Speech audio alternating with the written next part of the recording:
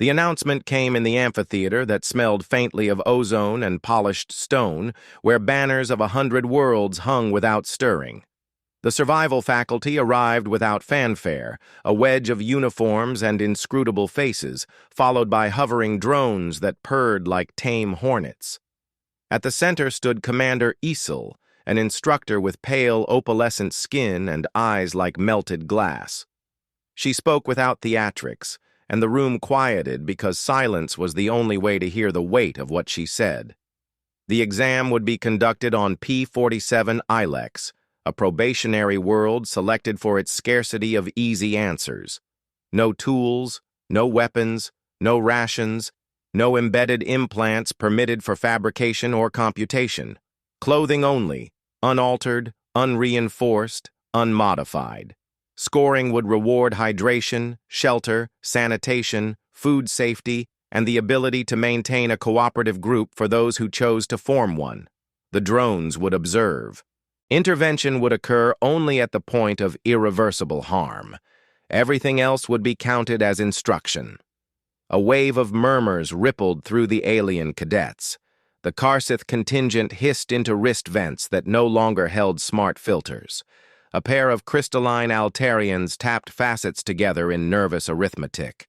A Vorthan lifted an armored brow ridge and rumbled that such rules insulted civilization.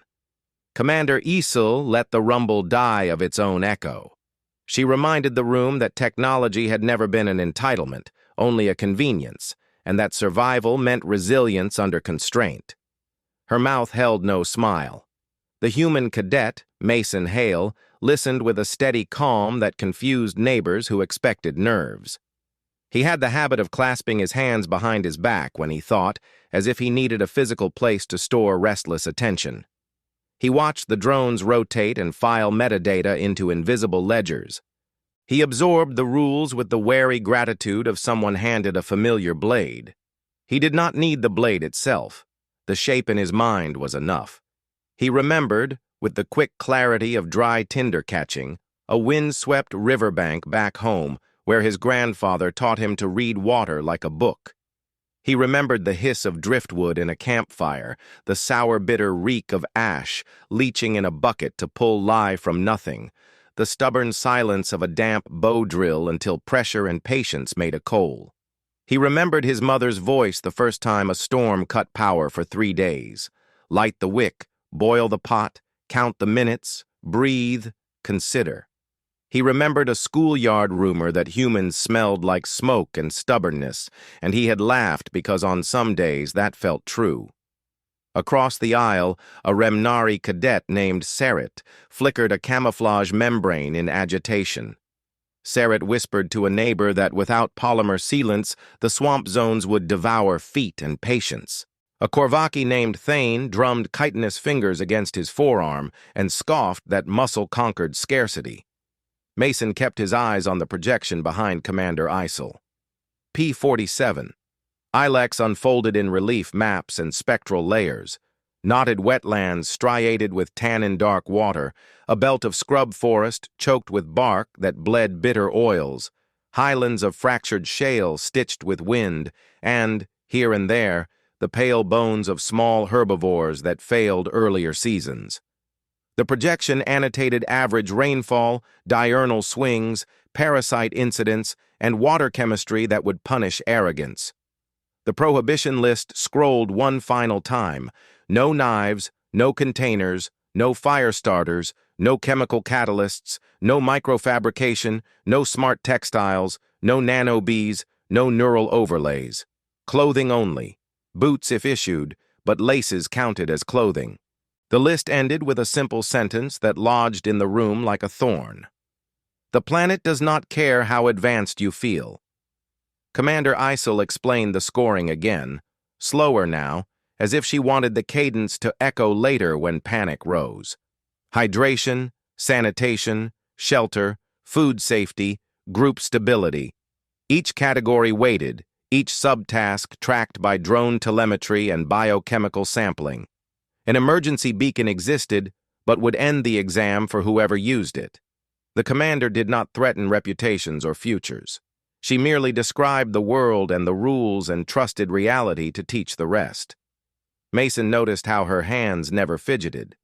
That detail stayed with him, a line thrown forward in time to steady some future moment when his own patience would shudder. When dismissal came, the amphitheater fractured into clusters of species-specific logic. The Vorthans argued about barricades and perimeter dominance, voices thrumming low. The Altarians ran probability trees aloud until numbers lost their shape and became fear in crystal syllables. Sareth adjusted camouflage and muttered about night travel. A hegemony pair plotted to monopolize a stream and charge passage in favors, confident an economy would bloom even in a vacuum of mercy. Mason walked alone along a corridor lined with Academy plaques that honored triumphs the galaxy understood: fleet engagements, surgical innovations, diplomatic masterstrokes. No plaque praised clean hands after latrine duty or clear water pulled from mud. In the reflection on a metal panel, he studied his own face, not to admire it, but to check if foolishness showed. He saw a man with sun-browned skin and old calluses hidden under the tidy sameness of Academy issue. He exhaled and spoke a sentence under his breath, a private litany. Ash makes lye, lye makes soap, soap saves skin. He did not romanticize suffering. He understood that infection ended more stories than heroism. He went to the library for 10 quiet minutes, not to research technique but to confirm the botanical profile of ilex bark and the lipid content of small carcasses likely to wash up along floodlines. He skimmed, memorized, closed the tab, and left before a librarian could ask why a survival exam needed chemistry. In his bunk, he laid out his clothing with a ritual neatness that did not quite reach ceremony. Shirt, trousers, jacket, socks, boots. He examined each for seams that could be coaxed into cordage without irreversible damage. He reminded himself that laces were clothing and thus lawful tools, but he also reminded himself that removing them carried a cost. He traced the map of his body for possible losses and gains. He checked his nails, trimmed the edges with his teeth, and felt foolish for caring. He did not pack. He could not pack. He lay back and allowed his mind to walk the first hour on the ground. Land. Knees bent, spine aligned. Breathe. Listen before moving. Count heartbeats and winds. Smell for tannins, rot, scat. Detour around confidence and head for evidence. Seek bones, bark, a dry rise above flood marks, and any patch of gravel where sparks might someday live. He did not plan for others to fail, but he planned for others to misjudge. Dawn of deployment found the sky of Academy Quadrant 3 the color of diluted copper. Shuttles crouched on the pad like patient insects. Cadets boarded with the weary bravado of students who had never yet lost without a debrief to soften it. Mason sat near a window and watched the hulls swallow the world. Across the aisle sat Thane, armor plates oiled to a low sheen, mandibles set in a martial smile. Thane caught Mason's glance and flared a crest of chitin with good-humored contempt. He declared, loudly enough for neighbors to hear, that raw strength would solve the Academy's little puzzle in a day. Mason returned a polite nod he had learned from officers. Acknowledgement without agreement. A few rows ahead, Sareth adjusted camouflage to match bulkhead gray, then let it ripple through a spectrum of woodland illusions that would be useless in a swamp where tree trunks gossiped in tannin exhalations. Commander Isel's face appeared on the cabin screens. Her voice kept its plainness. She repeated the rules a final time, then added a note that was not in the files. "You are not here to prove that you cannot be killed by the natural world," she said. "You are here to prove that you can live with it without leaving rot in your wake. Respect keeps you alive longer than resistance." The shuttle crossed into a green-brown atmosphere that looked at first glance like patience. Landing dust rose in a sigh. The ramp touched ground with a hydraulic shrug, and the smell rolled in. Iron from wet soil, bitterness from bark oils, the faint ammoniac line of small animals gone still. Drones fanned out and drew invisible circles of jurisdiction. A countdown glowed on a mast planted by the faculty. When it hit 0, no horns blared, no announcer roared. The exam began in the absence of spectacle. Mason stepped onto P-47 Ilex and felt the ground give a little under his weight. He bent, pinched a pinch of soil, and rolled it on his fingertips. Silt heavy, quick to cake, poor drainage. He scanned the vegetation for leaves that glistened with the kind of shine that meant oils, then for bark with fine vertical fissures that meant deeper cambium where water once ran. He let the wind write its brief on the inside of his cheek. He moved away from the initial crush without looking like he fled. Behind him, a Vorthon squad whooped and hammered stakes into mud that would return every stake with interest. A pair of Altarians argued over a slope angle while their bodies condensed dew and lost it to a breeze they had not measured. Sarret slipped into reeds and vanished from most eyes, although a patient observer could have traced a ribbon of disturbed insects to her passage. Mason found what he needed sooner than he deserved, a strand line of bone-white arcs where floods had sorted refuse. He crouched and lifted a small skull as light as a thought. The sutures told a story of an animal that ran and did not outrun. He set it down with care and collected longer bones, not for menace, but for shape. He touched bark and came away with a bitter scent that promised oil if persuaded. He noted a rise with sparse scrub and a fallen tree angled like a lean-to the planet had half built and left for a student who could finish the sentence. He placed his palm against the trunk and felt residual warmth from a sun already sliding. He stood very still and listened until the noise of other plans retreated. A drone hovered, recorded his pulse and temperature, and moved on when nothing flagrant occurred. In that moment, before the first cut and the first spark and the first argument he would have to quiet without a tool of authority, he understood the true shape of the exam. It was not a contest of bravado or a museum of primitive tricks. It was a grammar test in a language the galaxy had forgotten. Dirt makes ash, ash makes lye, lye makes soap, soap makes skin whole skin holds a person together, and a whole person can think clearly enough to help someone else. He let a slow breath leave his chest, and the swamp gave one back, warm and a little sour, as if the planet exhaled approval that someone had arrived prepared to listen. The first night on P-47, Ilex passed without comfort. When dawn peeled away the gray mist, the land revealed its cruelty in sharper detail. The swamp zone breathed a low vapor that coated skin in a clammy film, and the cries of unseen creatures echoed like fractured glass, sharp and irregular. The cadets scattered across the terrain had settled into fragile pockets of activity, each group convinced its plan would last longer than the others. Yet before the sun reached its zenith, the weight of error began to fall upon them. A cluster of Vorthons stood knee-deep in the mud, hammering their armored fists against crude barricades of rotted wood. Their leader, a massive brute named Korak, bellowed that strength alone could subdue the world. The barricades sagged almost immediately, their weight dragging into the muck, but Korak roared louder and ordered more logs, as if sheer force of will could alter the nature of swamp decay. His cadets obeyed, but their eyes carried doubt, and their bodies already itched from parasites that rose invisible from the mud. The crystalline Altarians attempted calculation instead of brawn. They clustered on a small ridge and traced fractal probabilities in the air with refracted light, whispering about rainfall distribution and structural stability. Yet they hesitated to act, each calculation leading to another variable, until action itself became a burden. When hunger crept in, a cadet named Solarin suggested drinking the swamp water.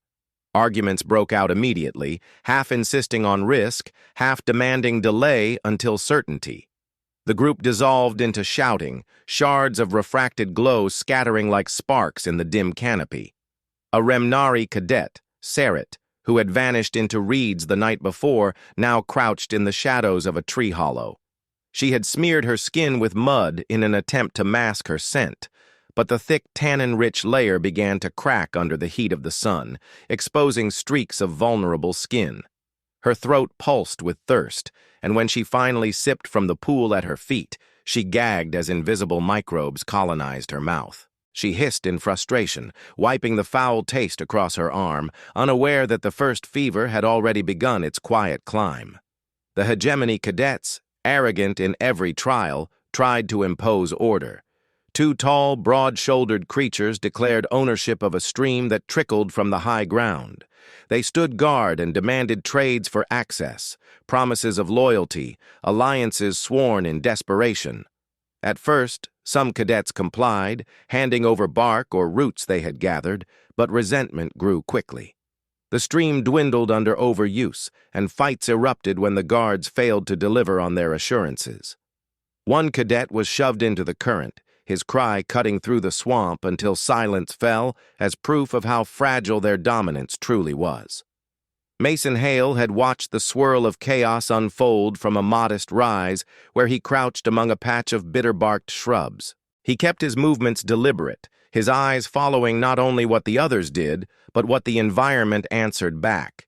He noticed the Vorthon barricades sag not from poor design, but from ignorance of waterlogged weight.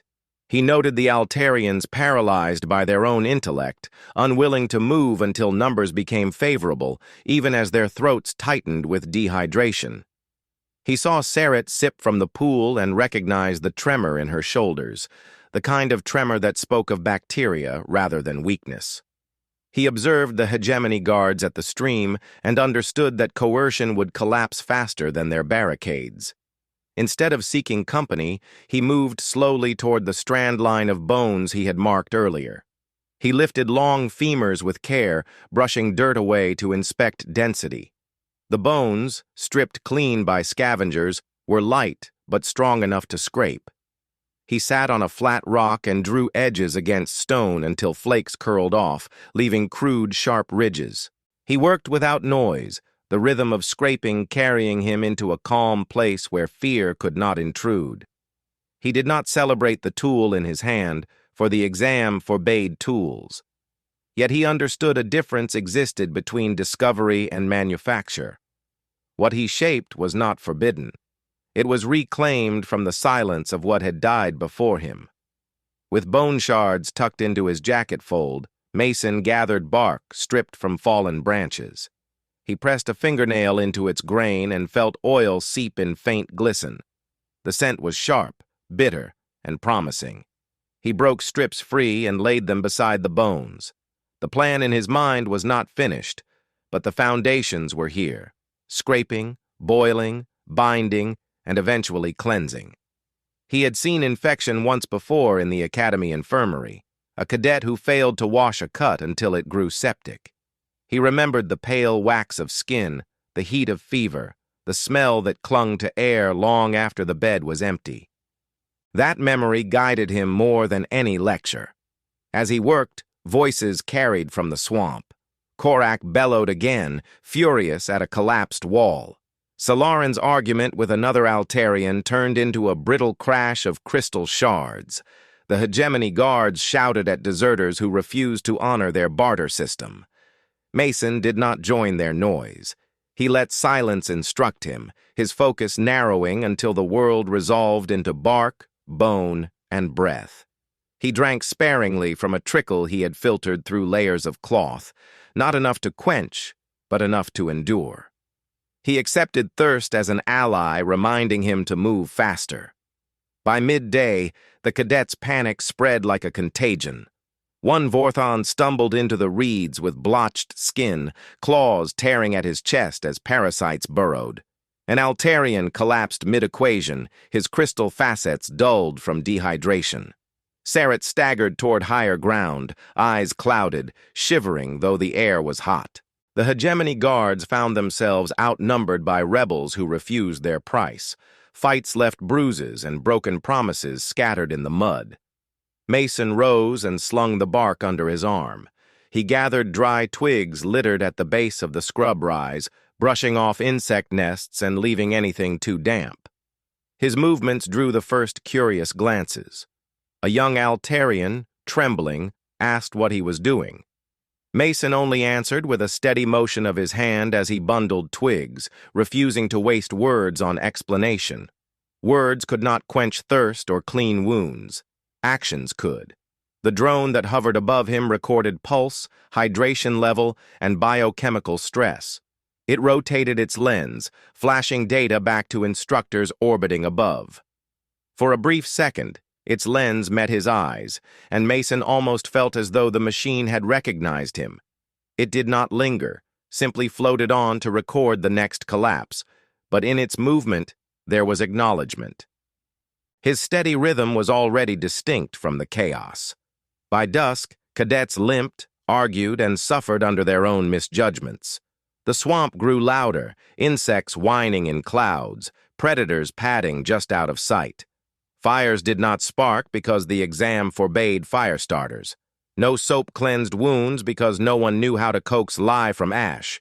No rope-bound shelters because no hands remembered how to twist fibers into strength. All except Mason, who sat on the rise, laying bone shards in a neat line, bark strips sorted by thickness, twigs ready for the next step.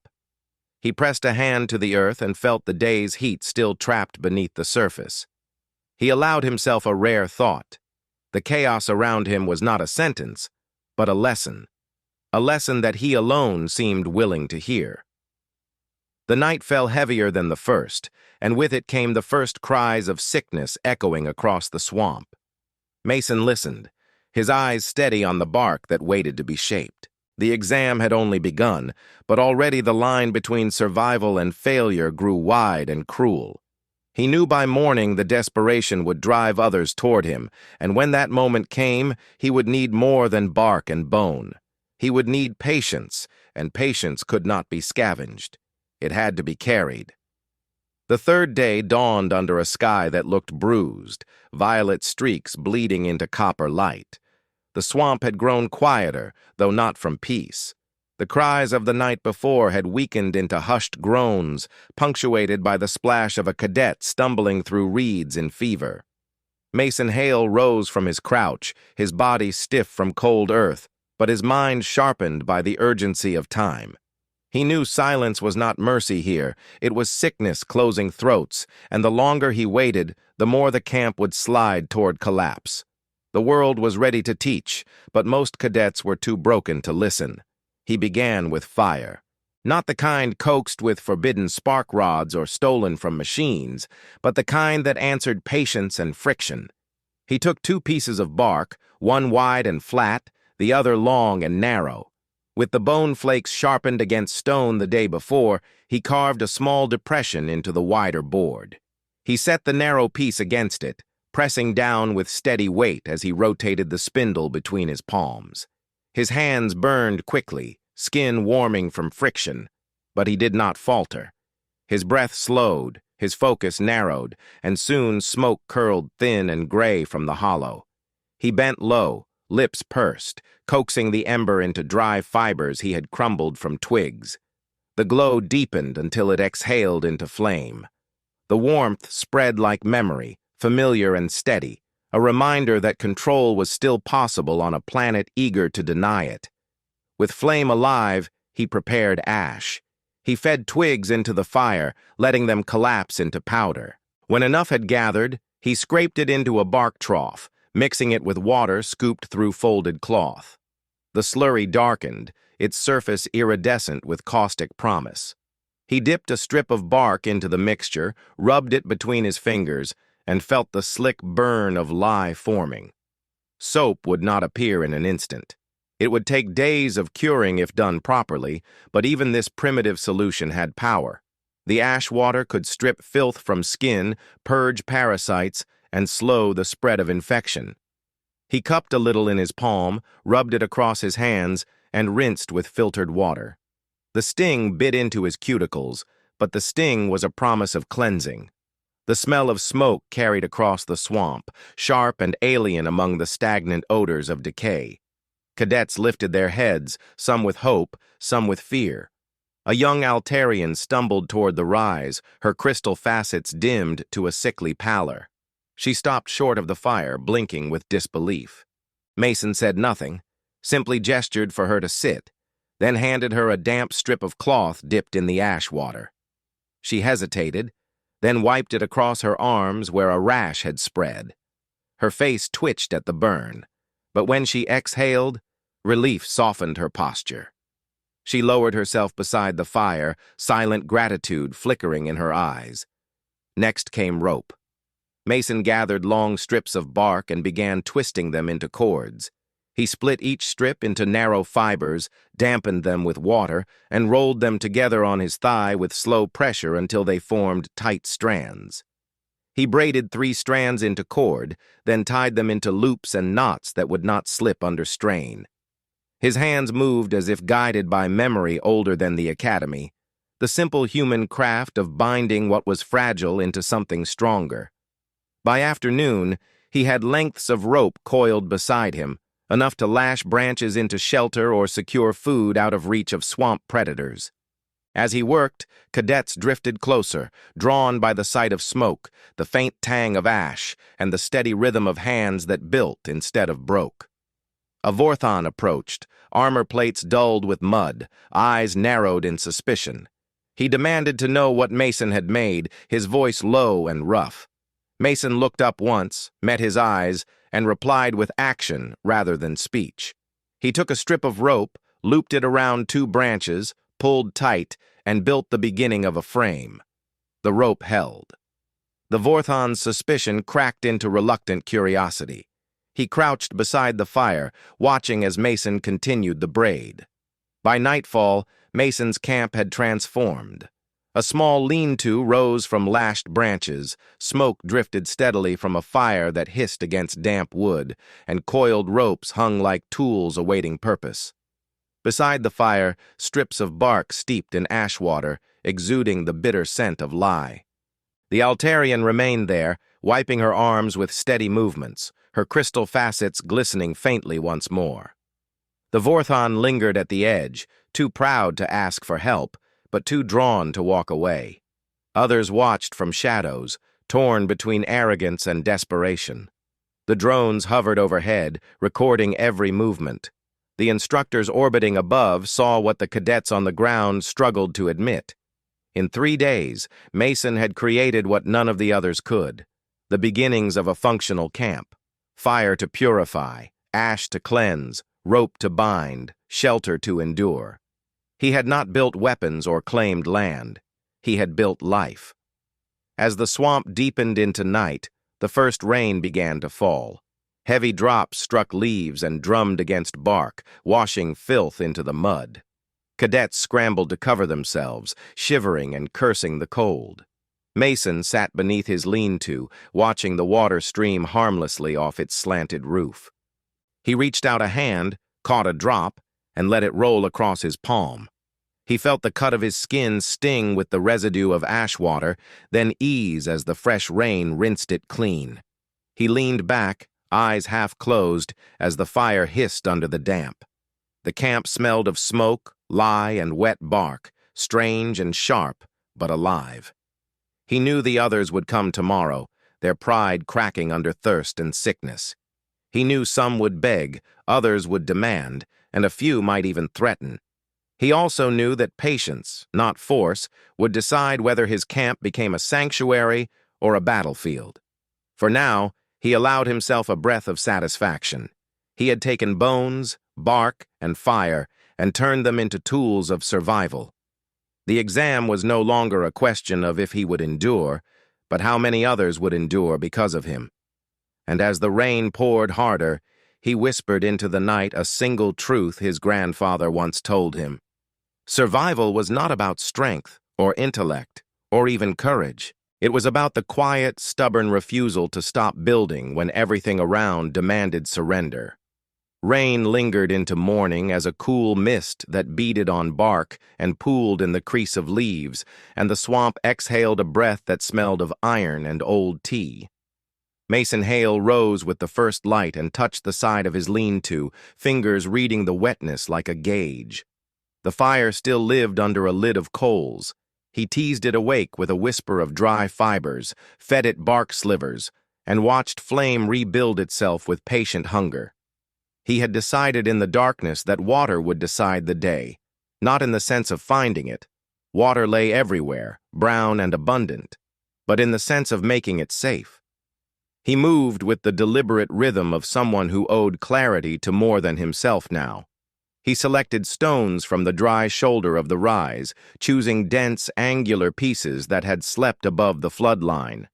He avoided river-smooth pebbles that might hide damp within, because a bursting stone could turn a pot into shrapnel.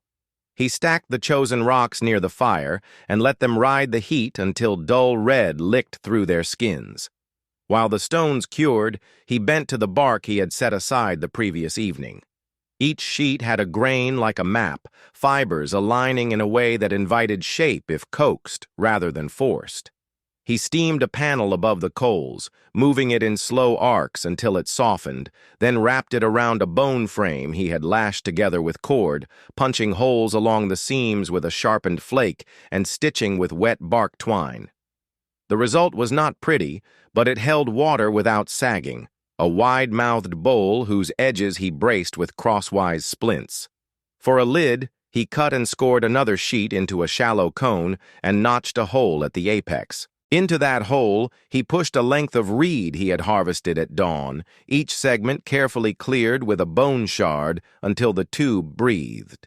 He packed wet moss around the junction to seal steam, then built a cradle of forked sticks so the reed slanted downward toward a smaller cup he shaped from curled bark and pinned with thorns. The assembly looked like a child's drawing of a still, but the physics did not mock intention.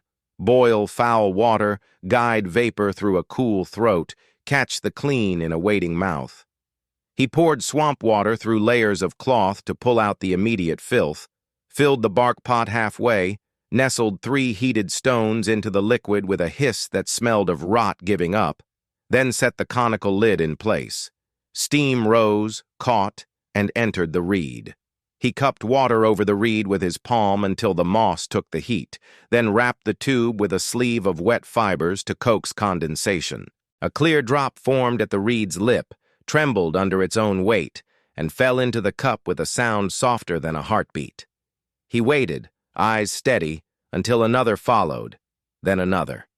The sight emptied something tight in his chest. Clean water was not a miracle here, it was a craft. The sound of the drip drew Solarin from her place near the fire. She had slept beside the embers like a cracked crystal catching warmth, and now her facets held a faint glow that argued with the fever that tried to dim her.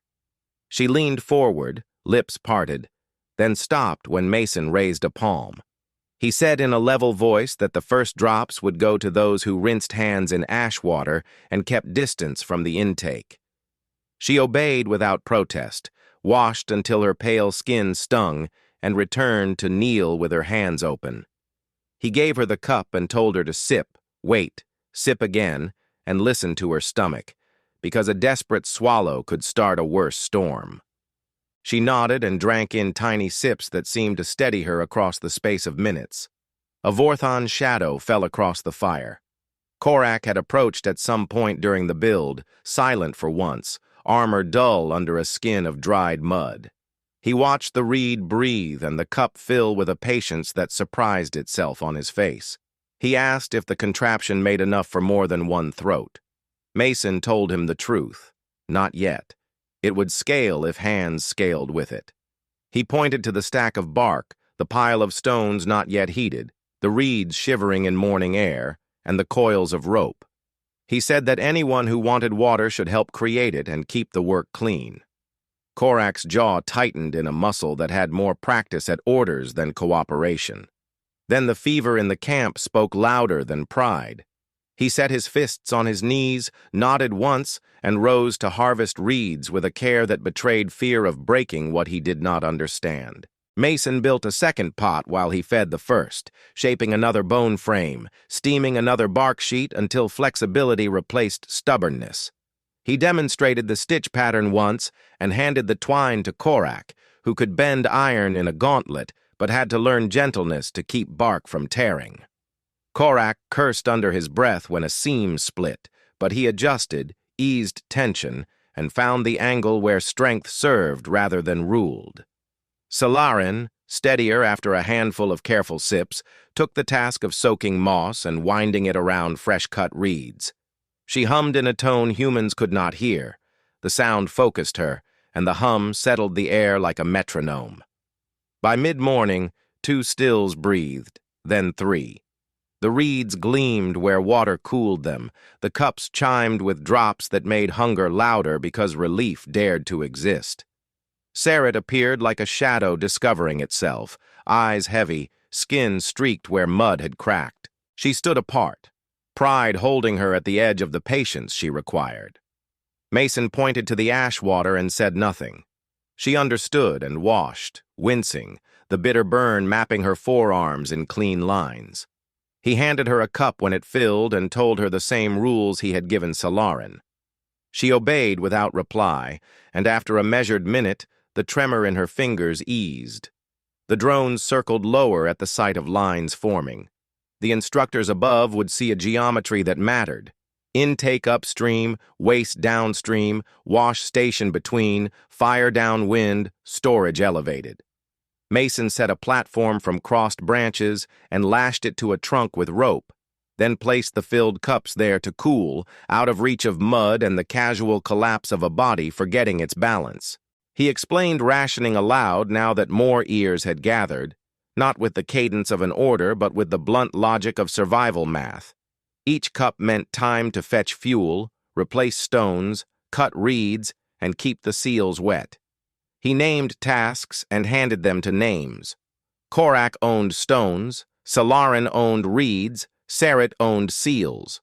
A quiet hegemony cadet who had slipped in without his arrogant partners owned the wash station and guard duty against contamination. He gave no one a crown and gave everyone a piece of the machine. The first conflict arrived in the shape he had expected. The 2 hegemony guards from the stream approached with swagger that had outlived its economy. One stood too close and announced that control of water belonged to those who could defend a resource. The other lifted a chin at Korak as if daring a fight that would end with a broken still and spilled life. Mason did not rise. He said in a voice that cut through noise without growing louder that a fight here would send clean water into mud and everyone would suffer, including the mouths the guards were supposed to protect. He pointed to the stones glowing in the coals and asked who would lift them with bare hands to restart a system smashed in a moment of pride. The challenge did not seek an answer. It sought a picture in the mind. Steam blown loose, scalding water in eyes, a day reset to thirst. Korak shifted his weight and placed himself between the stills and the guards, not as a duelist, but as a wall owned by a task. Solarin watched the reed tips, humming, counting drips. Saret tightened a seal with wet moss that smelled of clean earth.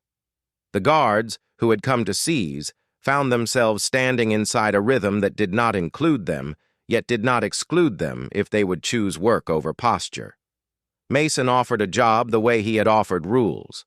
He gestured to a shallow trench he had begun to scratch below the wash station and said it needed a proper channel to carry waste away, gravel at the base to stop it from becoming a new source of rot, and stakes to keep feet from slipping in. He said the trench worker would drink first from the next cup. The taller guard sneered and asked why he should dig like a laborer. Mason did not smile. He said because clean water without a clean exit made a hospital, and there was no hospital. The shorter guard looked at Saret's hands, saw the rash cooling to a more forgiving color, and bent to lift a forked branch. The taller one stalled, then followed because hunger travels in pairs and pride uses a leash. Afternoon heat tightened the air. The stills exhaled in a steady rush, scented with bark and faint sweetness, where steam met reed. Mason rotated stones, replaced lids, and shifted reed angles to keep drips true. He taught Korak to lift heated rock with green sticks like chopsticks for giants, a trick that spared skin and gave the Vorthon a task that honored his strength without wasting it. He showed Solarin how to judge a seal not by sight, but by the sound of steam leaking, a hiss too high for some ears, and she nodded as if he had named a star. He checked Saret's eyes for clarity and watched the fever seat itself lower in her body, marginalized by hydration and the sting of cleanliness. When a cup filled, he measured sips with a line he had carved inside, not trusting enthusiasm to stop on time. He poured a portion into a bark bottle he had stiffened with smoke and hung high for night use. He did not hoard. He did not give to favorites. He fed the system first, then mouths, and the mouths learned to feed the system in return. Toward evening, a thin breeze wandered through the reeds and cooled the tube sleeves so efficiently that output doubled. The camp murmured with a new sound, a sound made by relief learning to speak. Practical conversation. Someone asked Korak for more stones. He brought them without instruction. Someone asked Solarin if a reed had cracked. She replaced it with the casual precision of someone who had turned frustration into care. The trench grew into a proper channel pinned with stakes, and the guards who had tried to take without work now argued over the neatness of each segment with the fervor of converts pretending they had always believed. The first real smile of the day lived in Mason's face for half a second, and then went back to storage. He knew how fast abundance could make fools again. When the sun moved low and red behind a web of branches, he lit a second fire a little distance downwind and used it to preheat stones, a staging line to feed the stills without starving the cooking coals. He set a small pot to one side and boiled a thin broth steeped from bark that yielded bitter oils, not as food, but as a warm antiseptic rinse for mouths that had drunk and would eat later. He cleaned his hands between tasks until the skin on his knuckles felt new. He drank last from the evening run, not to make a show of sacrifice, but to test for any taste that hinted at seal failure or contamination. His mouth read the water like a report. It tasted of nothing, which was what life tasted like when it stopped threatening to end. As dusk gathered, Saret sat with her back to the lean-to and closed her eyes without that ragged gasp that fevered sleep requires. Solarin stacked reeds by length and bled her hum down to silence. Korak stood with arms folded and watched the lips of the cups as if guarding a reliquary. The guards wiped mud from their shins and argued in quiet about whether the trench needed another cross stake near the bend. Mason turned the last stones for the day and leaned into a stillness that did not accuse. He thought of his grandfather's hands, scarred and sure, placing a cup in his own small fingers and saying to sip 3 times and stop, then wait, then sip again. He heard that voice over the soft percussion of drips and understood that the exam had widened without ceremony into a class. No podium, no chalk, no grades, only a set of rules that rewarded respect and punished hurry. He looked up when a drone paused above the camp longer than usual, its lens a patient pupil. He did not wave. He let the picture speak, a ring of species who had come for water and stayed to learn the price of it.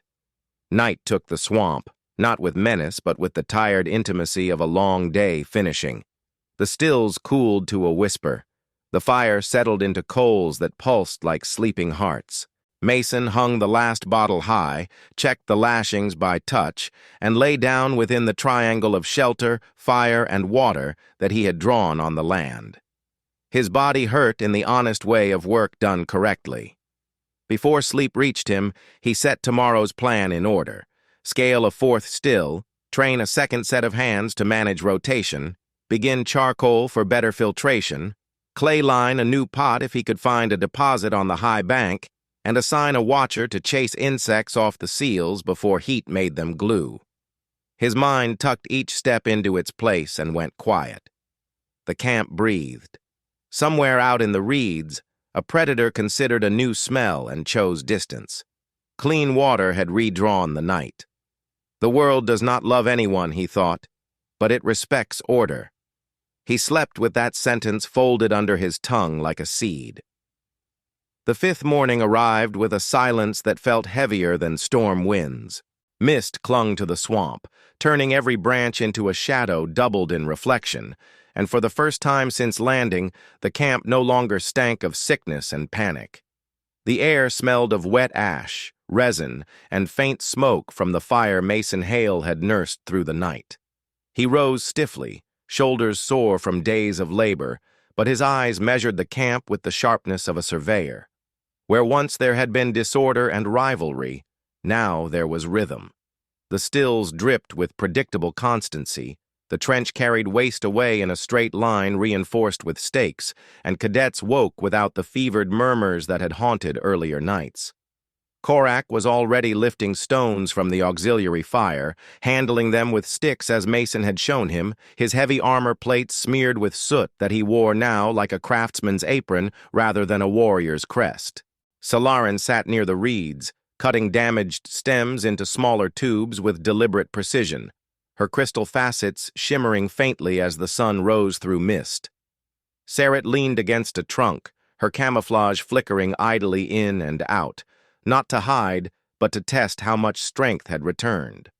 Even the two hegemony guards, once arrogant, now crouched by the trench, repairing a section where water had pooled, arguing in mutters about the correct angle, but no longer with malice.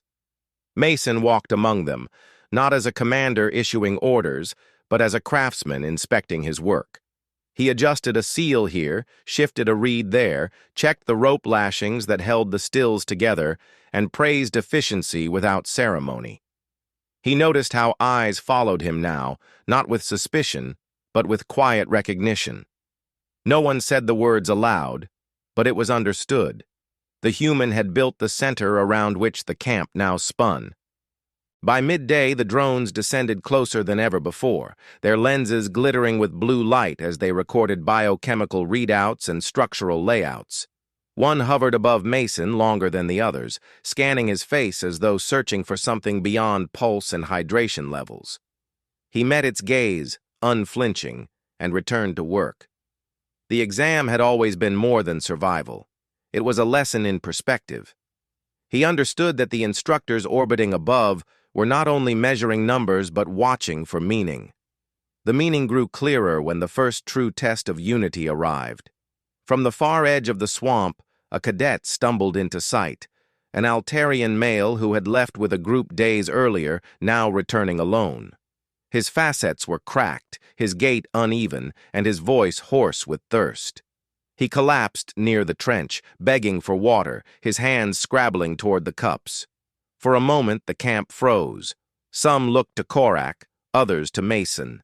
The Vorthon's fists flexed, a reflex to guard what had been earned, but Mason lifted a hand and stepped forward. He crouched beside the Altarian, checked his pulse, and told him in a voice that allowed no debate that he would wash before drinking. The cadet resisted weakly, but Mason held firm, leading him to the ash-water basin, helping him scrub cracked skin despite groans of pain. Only after the ritual of cleanliness did Mason place a measured cup to his lips, instructing him to sip slowly. The Altarian obeyed, his body shuddering as clean water steadied what fever had left. The lesson rippled across the camp. Rules were not cruelty, they were structure, and structure meant life. Even Korak, who had once dismissed rules as weakness, nodded grimly, understanding at last that survival was not conquest, but discipline. As the sun burned the mist away, Mason turned his attention to scale. 3 stills were not enough for the growing number of mouths. He scouted the slope beyond the rise, searching for clay deposits that might strengthen vessels beyond brittle bark. After half an hour, he found what he needed, a patch of red earth that clung to his fingers, malleable and promising. He returned with armfuls and began shaping crude bowls, pressing the clay against rounded stones, smoothing cracks with wet hands. He baked the forms beside the fire, turning them until they hardened, then lined them with smoke to temper their surfaces.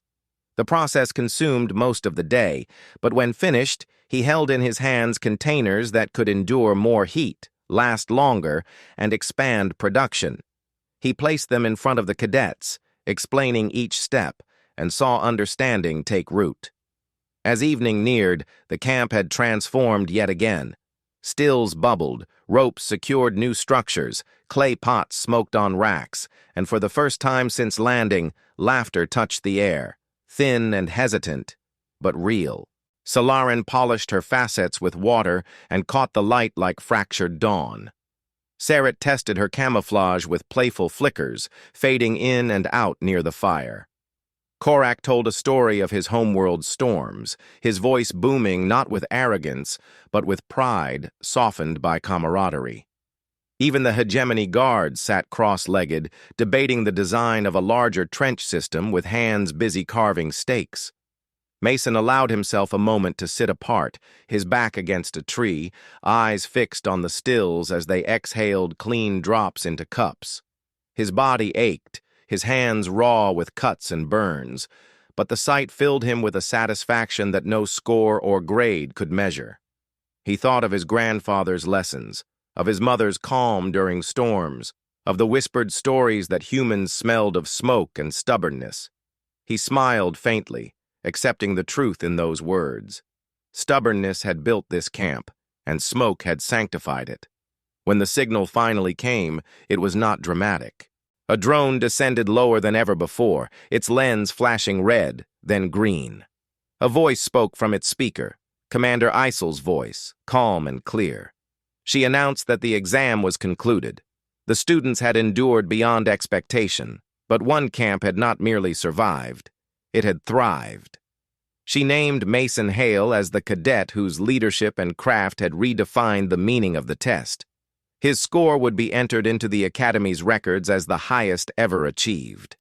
The other cadets, even those who had once mocked him, turned their eyes toward him with a mixture of respect and awe. Korak saluted with a clenched fist. Solarin bowed her crystal facets toward him. Sarit whispered a single word, gratitude, in her own tongue. Even the hegemony guards inclined their heads, pride finally folded into humility. Mason did not rise to claim victory. He remained seated, hands folded, eyes steady on the fire. He had not built the camp for glory, but because the world had demanded order and he had refused to surrender to chaos. Still, he felt a warmth in his chest as he realized the lesson had reached beyond himself. Those who had once laughed or threatened now understood something deeper. Survival was not a solitary achievement, but a shared discipline born of patience, respect, and craft. When the shuttles returned to collect the cadets, the camp stood intact, smoke rising from the fire, ropes holding firm, stills dripping clean water. Mason looked back once before boarding, not out of nostalgia but to confirm the truth. The world had not beaten them. It had tested, it had punished, it had demanded, but in the end, it had yielded to the quiet insistence of human hands. As the shuttle lifted, he leaned against the window, watching the swamp shrink into a patch of green and brown stitched with rivers. He felt no triumph, only a steady calm.